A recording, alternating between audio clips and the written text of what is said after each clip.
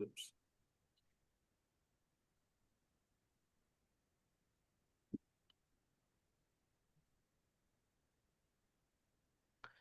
Good afternoon, everybody. Thank you for coming to our webinar today on the 2025 Cabinet Shuffle. We're just going to give everybody a few minutes to join in here, just since it's lunchtime and everybody's probably getting ready to hop on. So just give us a couple minutes and we'll be ready to go.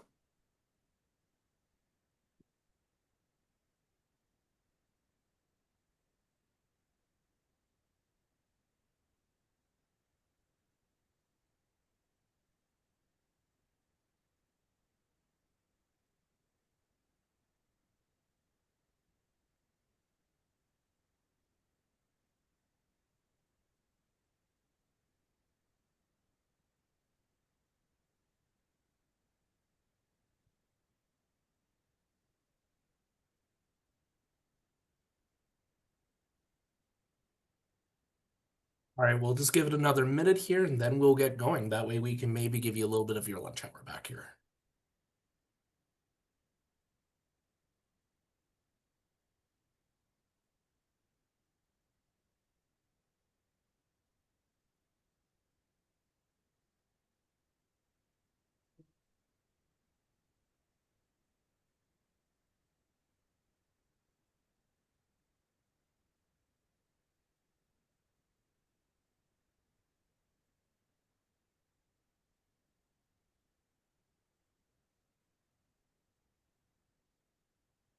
All right, everybody. Well, first off, just want to say welcome and thank you very much for coming to our webinar today. My name is Aaron Singleton. I am the Associate of Digital Strategy here at Alberta Council, and I am joined today by Shane Saskew and Michaela Fry, who are going to help us go over the cabinet shuffle that just happened on Friday last week. So I will hand it off to those two to introduce, and then we'll just get right into it. Great. Well, welcome everybody. My name's Shane Saskew. I'm one of the principals at Alberta Council. I am a former MLA, a Wild Rose MLA up north, and used to be the whip and house leader to Danielle Smith. And I'm here in Two Hills, Alberta, and down south is Michaela. Hi everyone, I'm Michaela Fry. I am a senior advisor at Alberta Council. I just joined the team about 2 months ago, and it's been really fun getting to see another side of politics because I formerly was senior advisor to Premier Danielle Smith, as well as the MLA for Brooks Medicine Hat. And I am located in beautiful Medicine Hat, Alberta. So we hope you enjoy what we have to say today and ask a lot of questions. Great. Well, we'll just start going kind of the idea for the agenda today. Cabinet shuffle right now is in a way you kind of think of it as you're midway through their election cycle and election term. So this isn't technically their, I'll call it, an election cabinet. The election cabinet will be closer to the 2027 election. There'll be MLAs or cabinet ministers that decide not to run again. They don't really foreshadow that too early on in their process because they don't want to look like lame ducks type of thing. But there will be another shuffle before the next election. Some people thought that the shuffle came about because of the maneuvering with the speaker, who's now our representative in Washington, and then with Rick McIver, the municipal affairs minister, who then became speaker. But this was well in the works prior to that transformation. So this is not a surprise. Everybody was expecting this and expecting it during around this time. So the idea here is that we'll go through the cabinet shuffle, the new ministers, restructured ministries, and then other shuffles, and then go through the context. More important, important of who's been shuffled in, but also who stayed in, because I think that's a key component, as well as go through who was left out and their chances of getting in later on. And then going forward, what do you need to do as your organization to position yourself best with this new cabinet and what it means for Alberta generally?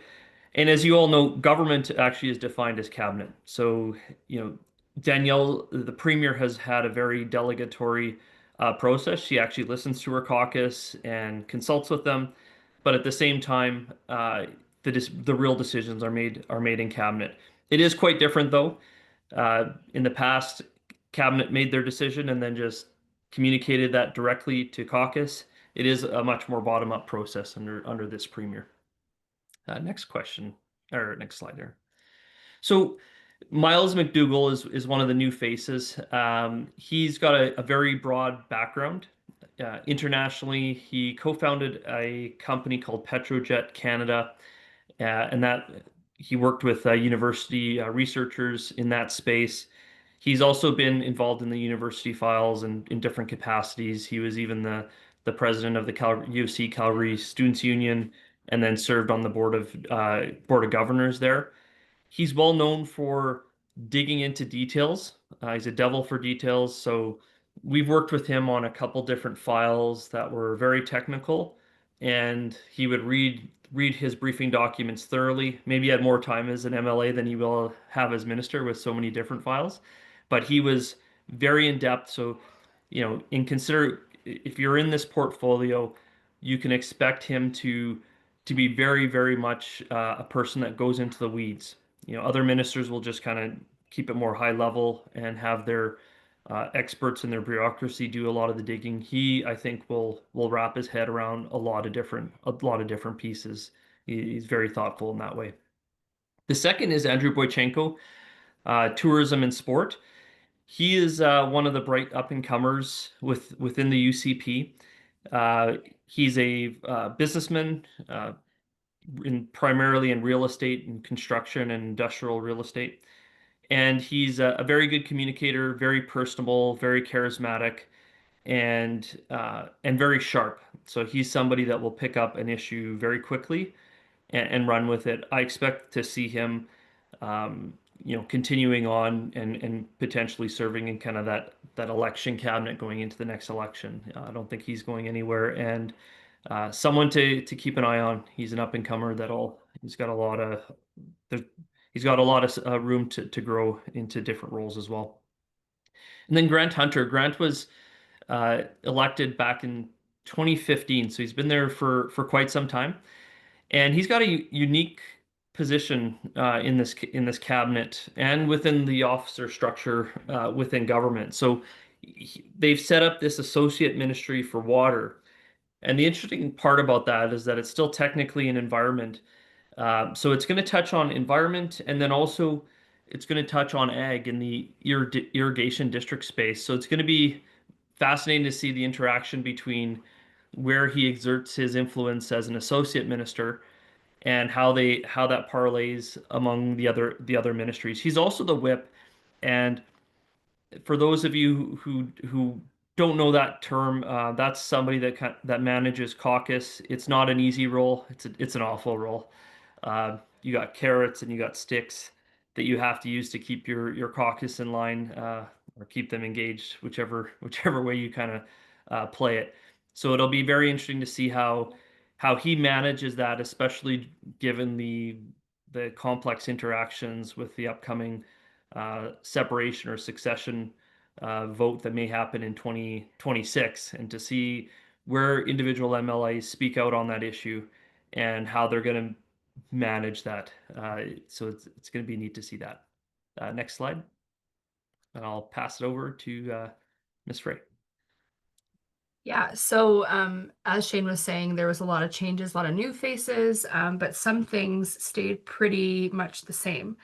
And in these faces are some familiar faces that we know from cabinets past, as well as this one that was currently announced. So Matt Jones, who was formerly in Jobs, Economy, and Trade, has moved into hospital and surgical services. Now, if you know Matt Jones, you know that he is also a stickler for the details, seen as a very competent minister, very trusted, kind of a stalwart for the conservative movement. So I would say this is a very good appointment from Premier Smith, and just goes to show her renewed emphasis on healthcare. I think if there's one key theme of this cabinet, it's that the UCP is taking healthcare very seriously, and they are making sure that the healthcare system works for Albertans. So Matt Jones will take the hospital and surgical services side of the health portfolio. And then on that same vein, you have Adriana LaGrange. She has formerly been in the education ministry in governments past, and now she stepped into the health role, I believe, in 2019. So Minister LaGrange takes on primary and preventative healthcare services. So this is another tranche of that healthcare reform that you're going to see from Premier Smith's government, and a key tenet to what her premiership will look like and what will be remembered for. So more to come from Minister LaGrange. A steady hand on the wheel sends a good message. So then we have next we have Joseph Scow. Um, for those of you who don't know Joseph Scow, he had one of those dreaded jobs that Shane was alluding to. He was the whip in a previous life. And he's really had a upward trajectory in caucus. I mean, when I served with him, he was always known as a leader, somebody to watch then, and certainly now. So this is a huge promotion for Joseph Scow. You see him move from not only House Leader, not only retaining his role as House Leader, which is the right hand of the Premier in the House, but he gets this new portfolio of jobs, economy, trade, and they added immigration. So that's why that's included on the restructured ministries list here. So adding immigration is interesting because, as we know, Alberta has had the highest net migration in the country. So it'll be interesting to see how we see his portfolio transform and how they use that Alberta's Calling campaign, or if they use it going forward. So most of this is steady as she goes kind of leadership from Minister Scow, but there will be something new here with this immigration file, which I think will be fascinating to watch play out in real time.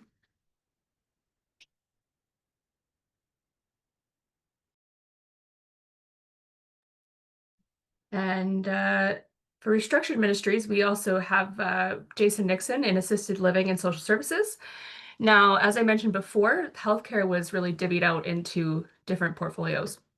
So Jason Nixon, as you know, former government House Leader, former environment minister, this guy's had huge portfolios and really quite complex portfolios. So I think this is just a vote of confidence in Jason Nixon. He'll be taking on assisted living and social services. This really plays really well into his background. Everyone knows he's very passionate about helping those who are homeless and living in terrible conditions. So you'd see Jason Nixon doing some really good work there. Now, Demetrius Nicolaides, he was a former advanced education minister, South Calgary MLA, known as being an excellent communicator, very good speaker. He's in the education role right now, but what was interesting in this cabinet change was that Demetrios added the role of childcare to his ministry, playing hand in hand with education. So what we could see there, maybe there's some new policy developing on education and childcare, how they interplay. That's something that might say to me as on the policy side, but certainly an interesting development. And then finally, we have Mohammed Yassin, another Calgary MLA. Mohammed is one of the nicest guys I think I've ever met in my whole life. He's genuinely really cares about people, and the multiculturalism file is just perfect for him. So we see him going from Minister of Immigration and Multiculturalism to an Associate Minister of Multiculturalism. So perhaps a smaller portfolio, but nonetheless, no important for a very valued member of caucus and Danielle Smith's team. We can hop to the next one there, Aaron. Yeah, so other shuffles. Rajan Sani, of course, she was formerly the Minister of Advanced Education. She goes into Indigenous Relations. This is probably one of the trickiest portfolios that's been assigned. As you've seen with the separation and succession talks, um, a lot of the Indigenous communities have amalgamated around opposing. There's been various events at the legislature, possible lawsuits and litigation regarding the Sovereignty Act and other provisions. So she's going to have a very challenging time to keep that relationship strong and the communication lines open. And at the same time, she's filling very big shoes. Rick Wilson has been the minister for that portfolio for many years, has been seen as very affable, very he's developed those relationships over many, many, many years and personal relationships with various chiefs and councillors. So, Minister Sani is going to have probably the biggest challenge, at least in relationship terms of this whole new cabinet. And then, of course, Minister Rick Wilson has moved on to mental health and addictions. This is a big portfolio as well. Obviously, the compassionate care legislation that's been introduced, he's going to have to shepherd that through. His background is, he's been in the healthcare space. He's a businessman. And what will be interesting to see is some of these capital projects for the compassionate care intervention and see how he can shepherd those in an effective and efficient way as well. Dan Williams has moved into municipal affairs. Uh, Obviously, he's in the northeast or northwest rural Alberta there. He's known as somebody who's quite partisan, who is going to be a strong hand in this portfolio.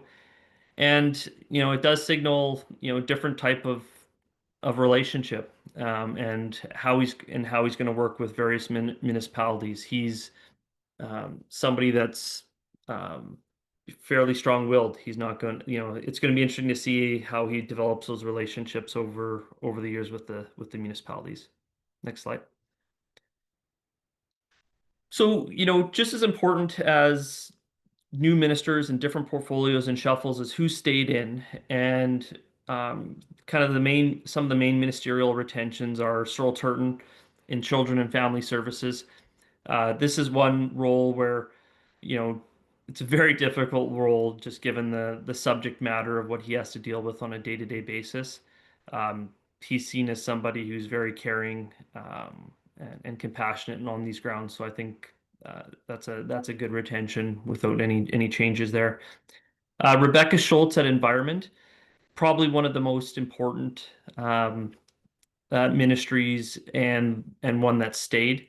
She's going to have to deal with the federal Liberal government on the various pieces of legislation that deal with energy, but have the environmental stick with her federal counterpart, who the Premier and Minister Schultz came out in a press conference and hammered away with the new Environment Minister De Bruzen.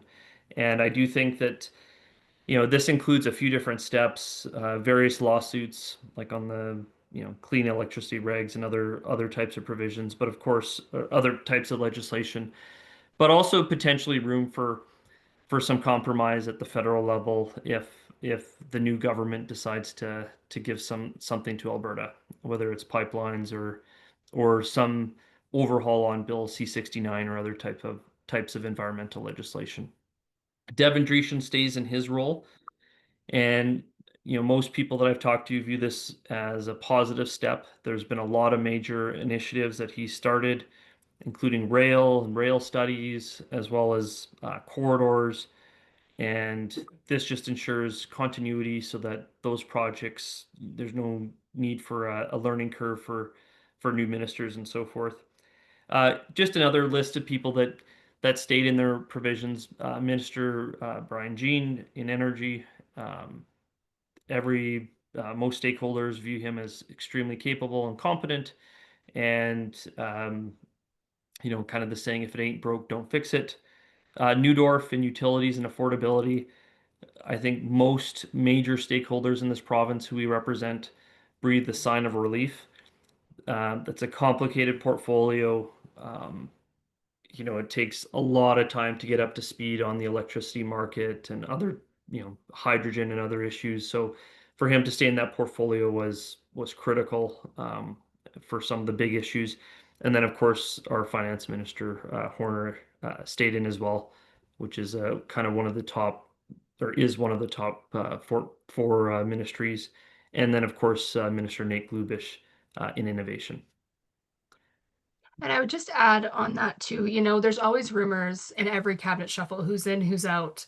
Will they stay? Will they go? But the proof is always in the pudding. And I would just say that, when you see people like Nate Horner, Mike Ellis included, wasn't mentioned there, but Mike Ellis stays on as deputy premier.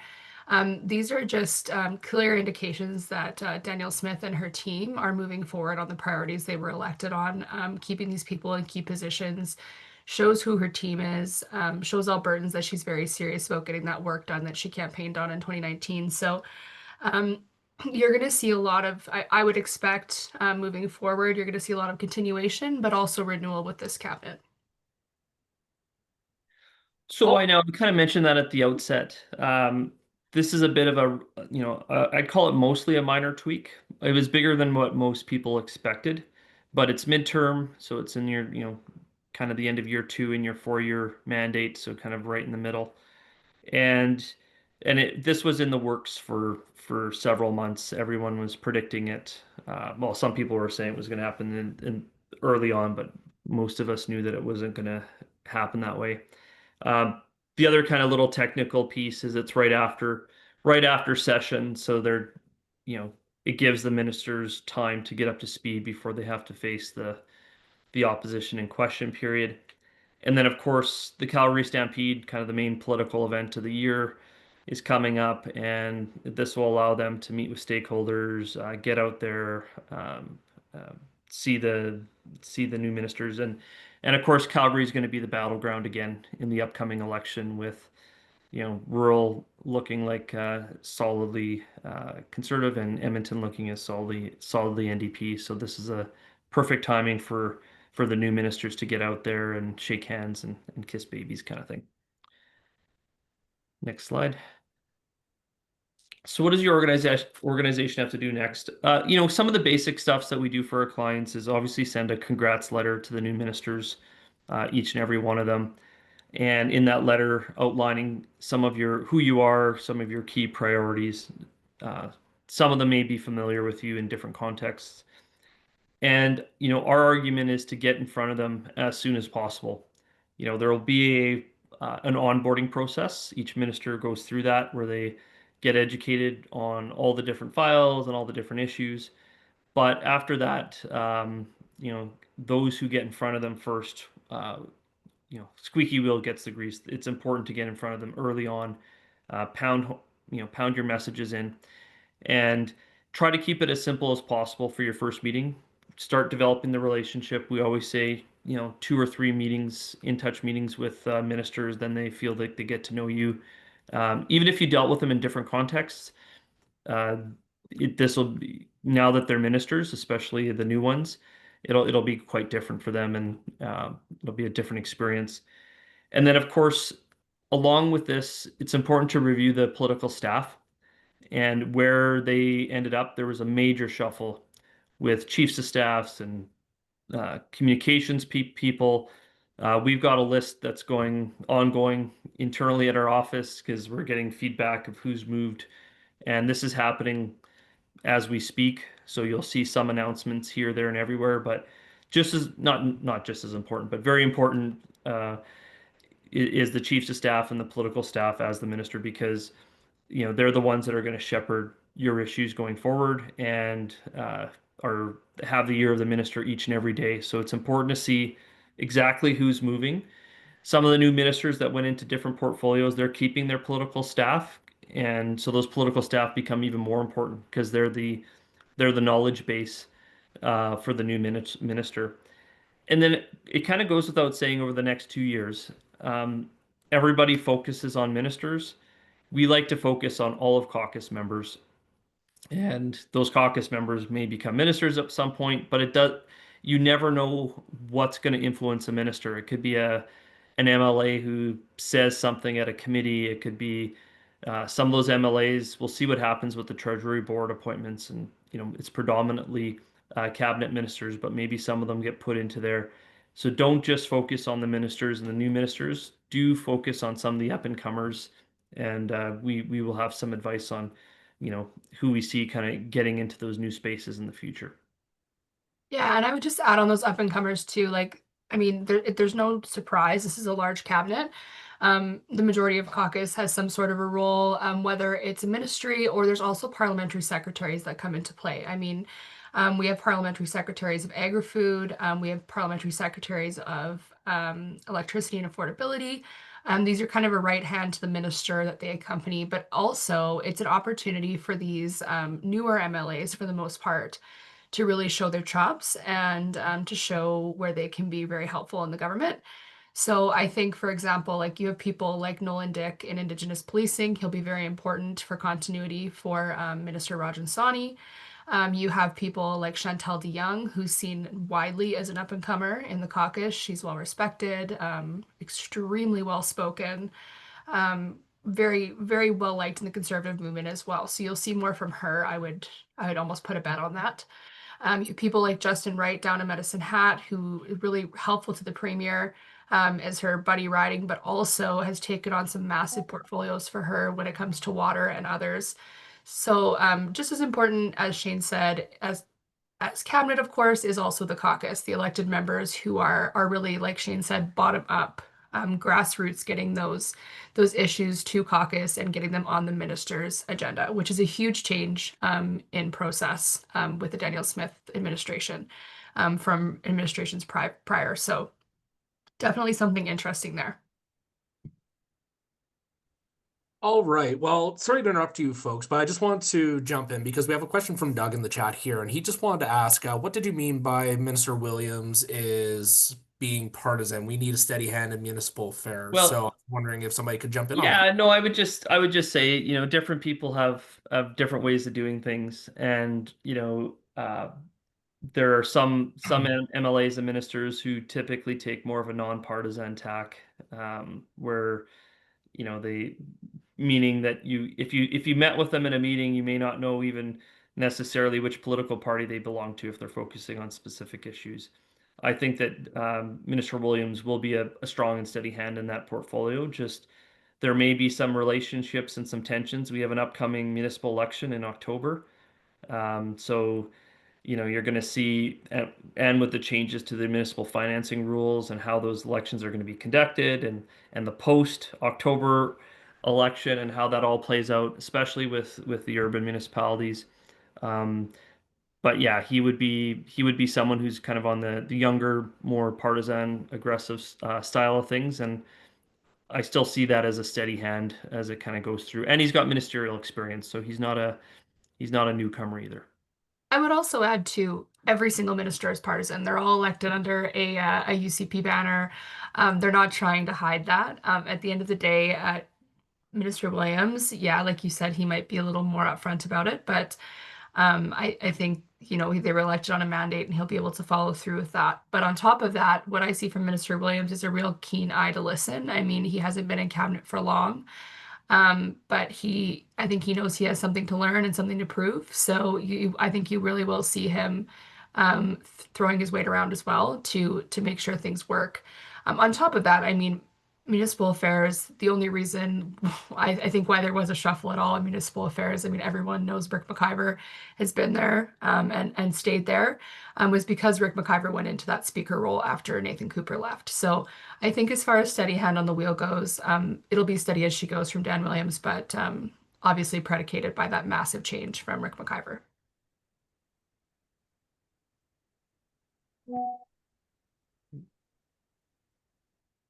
Next slide there, Aaron, I think. Yep, you're on it. Michaela, do you want to take this one? It's more of a general one, but Sure, I'd love to. yeah. So, like I said, this is a large cabinet. This is also the largest change that Danielle Smith has ever endeavored as far as her cabinet goes. I think it was nine changes, three new faces, with a lot more that's expected. I mean, you could still see changes to parliamentary secretaries coming up. These are all moving parts within her government. Right. So, I mean, as far as Alberta's future is concerned, I think this means everything to Alberta's future. Like, we have a huge undertaking with the federal government coming up. We have more legislation that is still on the books and promised to go through. The government did just pass a massive amount of legislation in this spring session, but there's still more that she wants to accomplish in her mandate. Now she has key people in those roles to do that. As I said too, this really just shows that Premier Danielle Smith, her legacy is going to be healthcare. She wants to fix healthcare. She has not shied away from that. She has said it might not be pretty, but it's going to happen. And I think, she, to her credit, if there's anything that you could say about Danielle Smith, is that if she says it, it's going to happen, and she follows through. So I'm actually very optimistic to see these changes, especially in healthcare, because I think it will focus more on delivery as opposed to just the status quo, which clearly wasn't working for most Albertans. So it'll be interesting to see how that plays out. But anything to add there, Shane? No, I think it is the number one relationship is going to be with the federal government. And of course, Premier and her core team met with the Prime Minister recently. You've got G7 coming up. So in kind of some of the strategy going forward, if your organization's able to kind of create an Alberta first or an Alberta strong message, that would be important to this government. And with the idea being, at least on the political side, with the federal Liberal government, uh, the UCP and the Premier are polling very, very high. Um, um, they're probably pulling 20 points up right now. So I think you're going to see them use that political capital to be aggressive on things like Michaela said on healthcare, because that is a soft underbelly. If you look at the polling, that's where the NDP have an opportunity to make some gains. And if we don't see real results in terms of waiting times and other efficiencies and that kind of thing, that could be an Achilles heel going into the 2027 election. All right, so we've got to the end of the webinar. So thank you both for sharing your insights on that. So we're just going to go to some general questions that we have from everybody. So we have one from Jacqueline in the chat here saying, did Tanya Fur's ministry stay the same? Yes, it did. Her ministry has not been changed, and she is still in her position. So there's no change there. One question I wanted to ask actually is you both sort of alluded to up and comers within cabinet and caucus. So obviously you two have served in government. I haven't. So maybe could you talk a little bit about what goes into deciding who is an up and comer and who's sort of someone that might find themselves on the backbenches? Well, I mean, Shane can probably speak to this from the whip's perspective, but when deciding these things, there's so many moving parts. I mean, regional representation matters. Like you see people like Cyril Turton and Nate Glubish, who are extremely competent ministers, but also from that key Edmonton region. You see an emphasis on Calgary in cabinet, being the battleground. In the upcoming election, going to be, I think, a battleground going forward, just with Calgary's changing landscape and nature. But then you also see a need to balance that out with rural cabinet ministers. A criticism of the government that I was part of in Jason Kenney's administration was that there was very little rural representation from caucus in cabinet. That obviously led to some pretty catastrophic cleavages within the party. So I think, to Danielle Smith's credit and to her chief of staff's credit, Rob Anderson, they see that and they're making those adjustments. They made those adjustments and they're sticking to it. So you see people like Grant Hunter moving into key ministries or moving into associate ministries and into the whip role. You see people like Jason Nixon retaining a large role. I know somebody was asking a question in the chat about his ministry. That yes, that would be the ministry where seniors is located. It's just not quite in the title, but it's part of that new revamped healthcare structure. So regional cleavages or regional representation is one part of that. There's also a competency aspect. Danielle Smith's caucus has a lot of bench strength, so obviously not everyone can be in cabinet. So they have to try to find where that is going to work. But obviously, caucus members have important roles as well on committees. There are endless committee assignments when you are an MLA, so I'm sure those are being used to their advantage. You also have things like representation balances, like gender. So you'll see some of that play out. But Shane, is there anything you would like to add there? Yeah, just obviously it's this is like it's an art, not a science. So some of the other things are just looking if someone's been a team player, Mhm. um, I mean, the whole role, or one of the main roles is getting reelected. So someone being a team player, looking at how they organize, fundraise, all that kind of stuff is part of it. This premier's been quite different. She's taken a team of rivals approach. So her previous leadership contestants are all in cabinet, many in senior portfolios. So she's got no aversion to potential conflict, and I think that's been a very strong move by her to bring them inside the tent rather than have them outside the tent looking in. And then heading into the 2027 election, the main roles will be ministers who are great communicators heading into an election and the platform. So that'll be a shift going on to that side of things. Awesome. I'm just thinking here that Leia had a question about the health system realignment. Just wondering about how having four ministers and four provincial health agency CEOs will sort of impact the health system more generally. And I realize that's a fairly large question that we could probably dedicate an entire webinar to in and of itself, but maybe you could speak a little bit to that, maybe what the vision is there. I sense some foreshadowing here for a potential webinar. But yeah, I mean, I tried to touch on this the best that I can, but Leah, this is super complicated. I mean, I think you hit the nail on the head with your question. Like, there's going to be more questions about that. And a shameless plug for Alberta Council is that we have the team to help you navigate some of those changes, all these changes. With that, you'll now have, three chiefs of staff, you'll have three ministers, you'll have three budgets, you'll have three, like, it'll be interesting to see how this even plays out in estimates for the next budget, because everything will be split out. So, I mean, certainly there will be some, I'm sure there'll be some bumps along the way. They'll have to navigate that. But at the end of the day, I think this is an opportunity to refocus and to have the right head on each part of the portfolio. I saw a question about housing. So housing will be in social services and that assisted living portfolio. We have, hospital and surgical services with Matt Jones, and then we have the primary care side with Adriana LaGrange. And I think and mental health and addiction, sorry, I can't forget that, and mental health and addiction under Rick Wilson. So it'll be very interesting to see how they work together, but also how they make it their own. Yeah, and And just from a another, sorry, go broad-based ahead. perspective on health is, this is the premier's one of her largest interests. Yeah, even when I served with her as MLA, she was interested as leader as the opposition at that time. She was very interested in healthcare and had very strong opinions. So you can kind of go back to what her vision was 10 years ago, and it's similar. It's decentralized decision making, the private delivery of publicly funded healthcare, increasing innovation in the healthcare system. And, I think most of the MLAs have, somewhat of a negative view of AHS monopoly. So I think this is kind of the first phase of a bit of a deconstruction of that.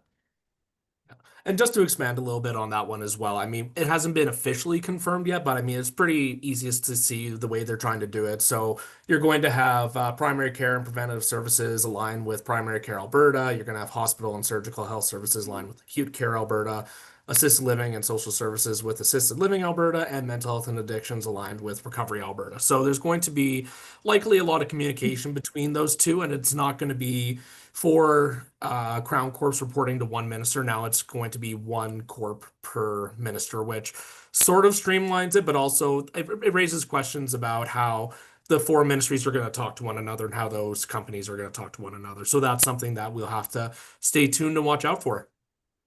Another question here from Trina is, could you give a little bit more insight on why some ministers beside the ones you highlighted either are included or have left caucus? I don't think there's really been a lot that have left, but maybe if there's anything else you wanted to add on that subject. I'm not sure which specific ones,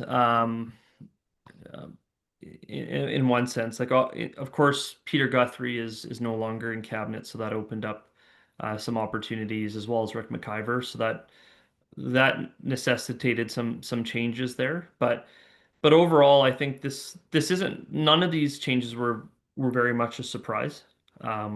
We expected the people that got in there, we expected them to get in there. We just knew it was a matter of timing and when they would do it. There was a couple that we thought might have made the cut but didn't. But overall, largely not a huge surprise. Maybe a little bit more change than we had thought, especially on the healthcare side, but nothing that kind of jumps to mind. We had a question in here. I'll tackle this one super quick, just from Andre, just asking about how carbon emissions and climate change targets may or may not be impacted the government's thinking here. My sense, so just for clarity, I fall more onto the NDP side of the firm, so we are multi-partisan, which is one benefit that we do have. My sense there is just that there hasn't been a lot of change when it comes to energy and environment. So I imagine, from what I've seen, that government's going to be very status quo, and that's going to be the same battles that we've seen with the federal government with respect to certain legislation like C40 or 69, for example. Maybe Shane and Michaela can speak to a bit more about that, but I think it's going to be pretty steady as she goes. Yeah, I guess Yeah. the Oh, only sorry, go major ahead. change is the freezing of the industrial carbon tax and how that's going to play out with the feds and how they're going to respond to that move.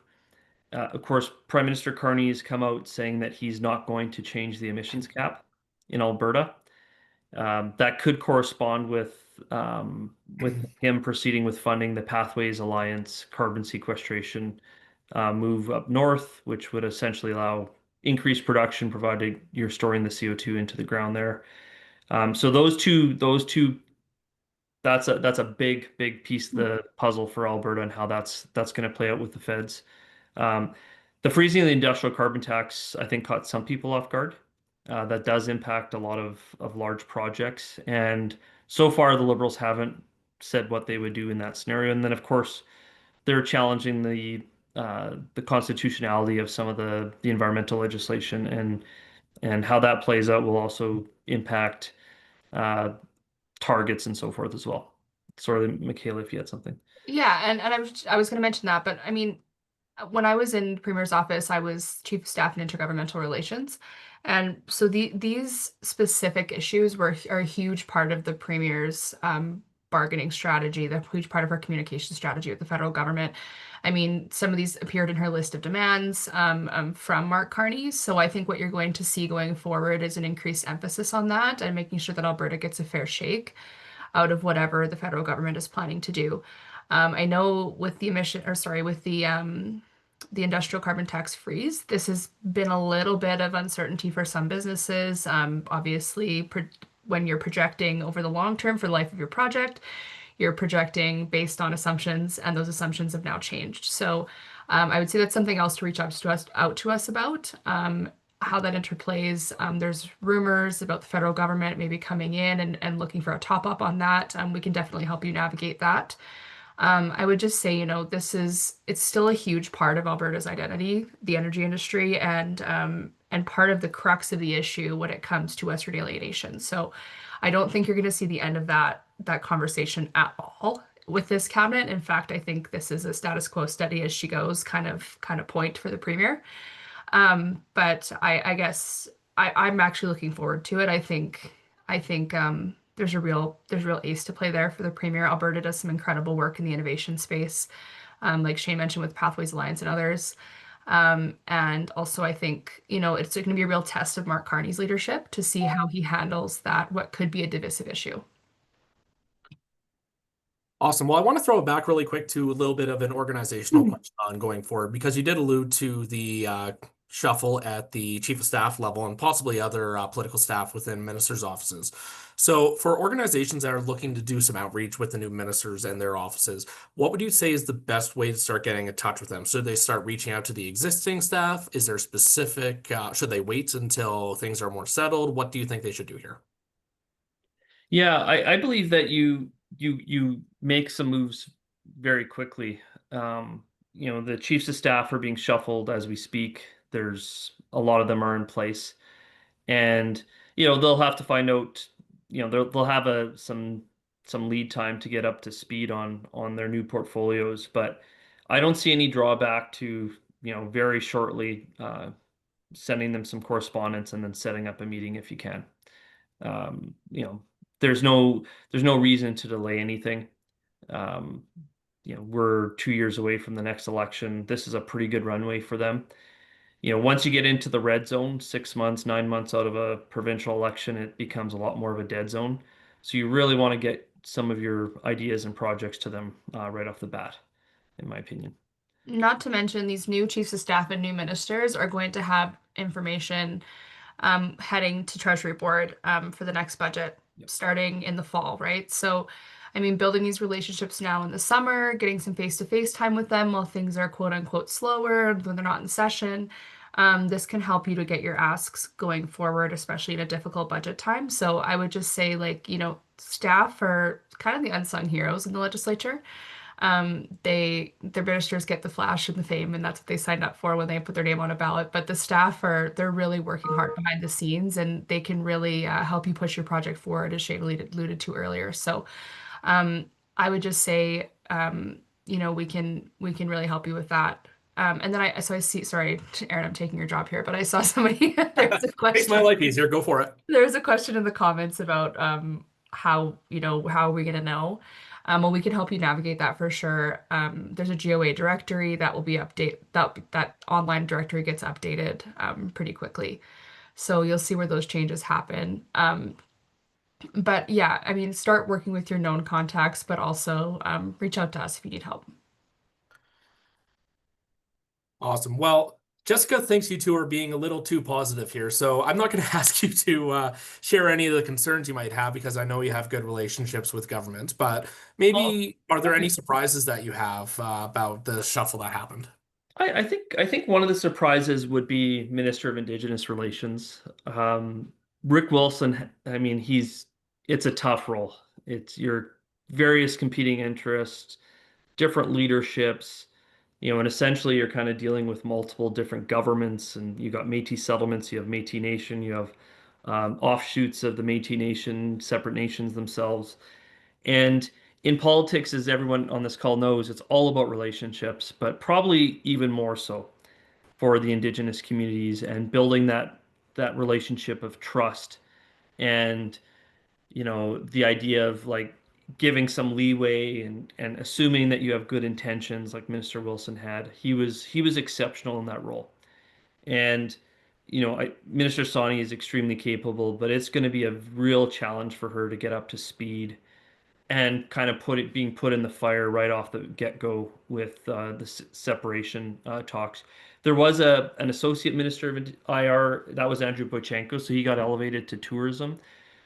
There were some thoughts that he might go into the Indigenous relations role, and that might be a kind of a natural transition because he built up some of the relationships. But that would be one of my big concerns. And of course, that touches a lot of things. It's not just their specific issues, the Indigenous communities' issues. It's energy projects and regulatory reforms. They're a key stakeholder, of course, in Alberta and overall. So I do have some concerns of how that's going to play out. She's going to have a very busy job and a lot of work building that up. That's over powwows and council meetings and you name it. And she's gonna have to put the time in there. Yeah, no doubt about that. And I think also a big surprise for me was I didn't expect to see a Ministry of Water. I think that was kind of a shock for everyone.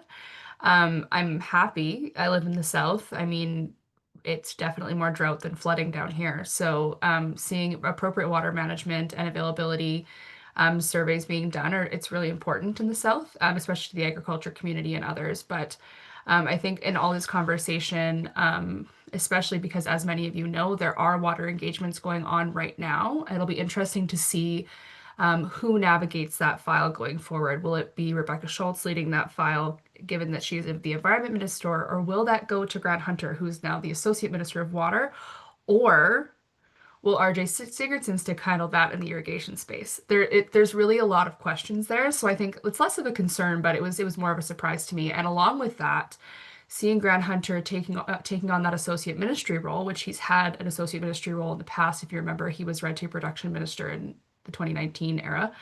Now you also see him with that role as the whip. So I was quite surprised to see Shane Getson leave that whip position, given that he had been a pretty vocal supporter of the premiers. But that's a surprise to me. I think when we see cabinet changes, you always wonder who's there and who isn't. But for me, if you were to ask me 6 months ago, I would have told you, oh, Scott Sinclair will be in cabinet. No questions asked. Yep. Like, he's on a one-way track. The guy's going straight into cabinet. So I think it also just goes to show many caucus members, that being a team player matters. And I think his omission, obviously, now that he's an independent, will probably be a little more poignant for him. So I think these kind of changes, I guess maybe that's a shock by omission. I guess I don't know, but I guess that's something that stuck out to me because I really would have expected to see him in there today had the tables been different. And one thing I would say too, for those of you on the call that maybe don't follow us already, we do have a bi-weekly newsletter that we publish called The News. Very original name, obviously. But if you go to our website at albertacouncilnews.com, we do put a lot of updates out on different things like that. So once we get more information with respect to how the water ministry might be allocated or who's going to be handling water negotiations, stuff like that, we do typically cover things like that in the news. So it's a great place to be able to get those updates that you might not see elsewhere. So just a shameless plug that way. We did actually get one question from Trina just about shadow cabinet with respect to are we going to see a shuffle on that side? On that question, I would say we have to take a little bit of a wait and see approach. A couple variables are there are going to be 3 by-elections coming up in the very near future. One of them is a for sure thing, obviously, with Nahead and Edmonton Strathcona. I feel pretty safe saying that. But there's a good chance that Edmonton Ellerslie will stay NDP. It's not a sure thing, but it is one thing to keep in mind. So you will have 2 new NDP MLAs coming in. I suspect that it'll likely be the UCP that emerges victorious in Nathan Cooper's old seat. So there's a couple new MLAs that we're going to have to keep in mind. I do think there might be some title shifts just to restructure based on who is going to be covering the ministries that have new titles. So, for example, Nixon's ministry. But I'm not sure what's going to happen with respect to health, because I think that's going to be a big one that the NDP is going to have to look at very seriously because now it completely changes the game when it comes to healthcare, and healthcare obviously is kind of a number one leading issue when it comes to the NDP side of the aisle. So if I had to make an educated guess, I'd say yes, they are probably going to do that. With respect to who, I'm not sure. Also, keeping in mind too that cabinet for the UCP has grown, and there's only so many opposition seats. So now you're looking at potentially putting more shadow cabinet ministers into place too, and trying to figure out who fits best where. So Nahead's going to have a lot of questions that he's going to have to ask internally as well, figuring out who's going to be best suited for which role. All right. Well, we're pretty close to 1 o'clock here. I guess I'll throw it out for one last chance for questions if anybody wants to throw them in the chat. Or unless there's anything either Shane or Michaela want to add as well, just as parting words of wisdom. Michaela, you're the best to do that. I guess I would just say, just as big as this change was, continuity is important too. And you will see these familiar faces just as much front and center as you did in the last cabinet.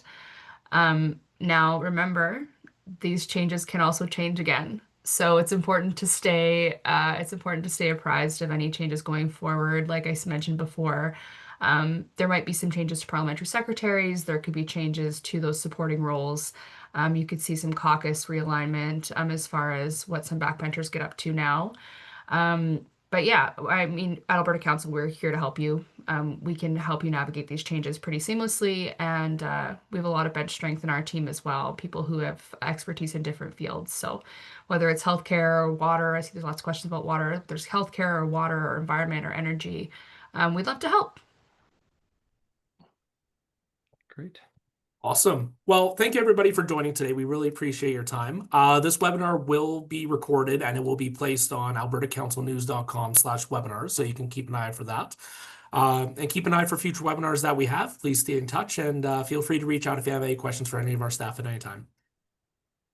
Thanks, everyone. Take care. Take care.